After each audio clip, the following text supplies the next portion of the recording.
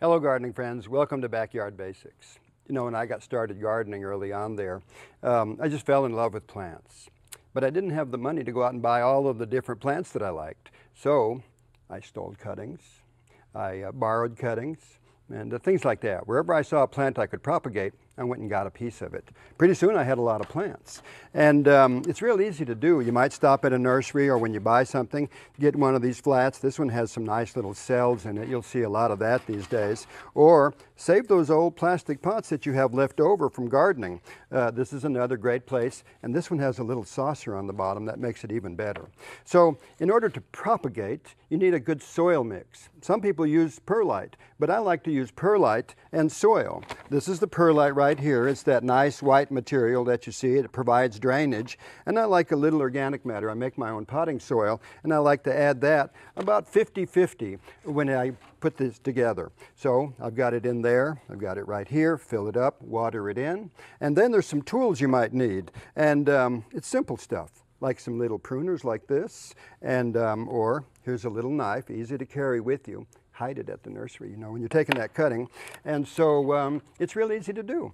So this is a Wandering Jew. This is a multicolor one, and this is a beauty right here. And if you want one of these, you just need to take a little cutting. They need to be about 3 to 6 inches long.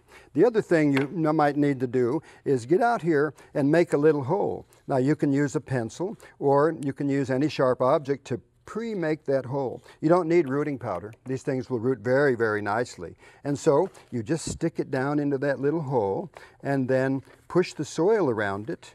And this one needs to be a little bit deeper. And then put the soil around it, and you're on your way. It'll root very easily. Here's another one, a very popular one. These are coleus. Boy, these are easy ones to propagate. And you can see there's multiple stems on this one. So I'm going to take a little cutting right off this one right here. Get a nice cutting like that. Take the leaves off that are going to go down into the bottom of the container.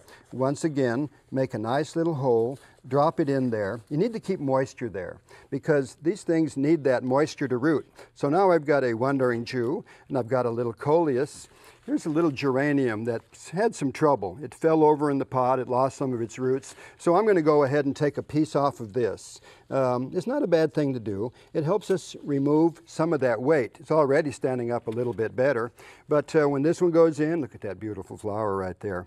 You just take a cutting, and here's another little flower. Let's take that off of there. I would remove some of these lower leaves once again, and then go to a pot like this one, something a little bit deeper because you got a longer stem, and then you put it into that, just like that. Keeping it moist, you're going to have more geraniums. You know, that's a really nice thing.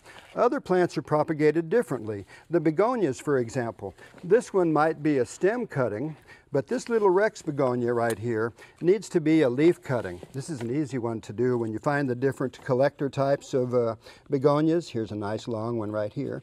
So I'll take that little cutting, and this one's different. You go all the way up to right there, and the new baby plant starts coming right off of that spot.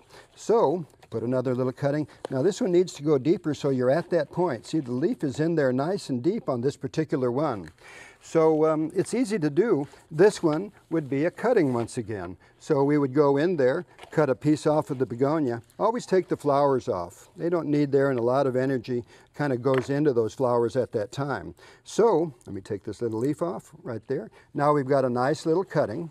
That goes in there. You can borrow these plants from friends, and when you make that cut, they begin to branch nicely. So you increase the size of the plant you're taking the cutting from, and you've got yourself another plant. And many of these lend themselves to multiple cuttings, and pretty soon you'll have a full pot right there again, and some more plants that you've taken out and propagated. Impatiens, these guys really lend themselves to do this. They root very quickly. Some people root in water, but a different type of root system forms in the water than the one in the soil. So the transplanting is a little bit of a challenge for the plant to go ahead and start rooting in that way. Here's a beauty, a strobilanthus. Look at this plant. Another cutting off of this one makes it branch out nicely, and you've got yourself another beautiful plant. And either you borrow it or you buy one and propagate the heck out of it, and you'll see that this is a good way to have a little bit of a hobby and save yourself a lot of money. For Backyard Basics, I'm Dromgoole. I'll see you next time.